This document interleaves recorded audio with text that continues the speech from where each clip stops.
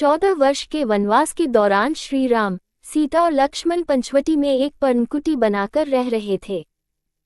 एक दिन रावण की बहन राक्षसी शूर्पणखा आकाश मार्ग से उस ओर से गुजर रही थी। तभी वह श्री राम और लक्ष्मण के सुंदर और मोहक रूप को देखकर मोहित हो गई। वह तुरंत ही जमीन पर उतर आए और अति सुंदर स्त्री का रूप बना लिया। वह सुसज्जित सुंदर स्त्री श्री राम को रिझाने के लिए उनके पास गई और उससे विवाह करने हेतु आग्रह करने लगी। तब श्री राम ने सीता का ध्यान करके कहा कि मेरा छोटा भाई कुमार है। वह सुंदरी लक्ष्मण के पास जाकर विवाह करने का आग्रह करने लगी।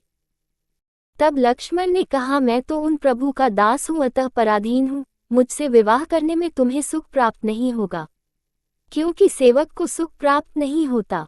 वह सुंदरी पुनः श्री राम के पास गई और राम ने उसे पुनः लक्ष्मण के पास भेज। अब लक्ष्मण ने फिर उस सुंदरी को समझाकर राम के पास भेजा तो वह क्रुद्ध होकर अपने भीषण रूप में प्रकट हो गई।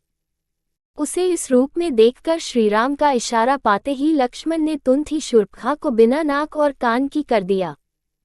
अब शूर्पणखा ऐसी लग रही थी मानो काले पर्वत से गेरू की धारा बह रही हो। वह और भी विकराल हो गई।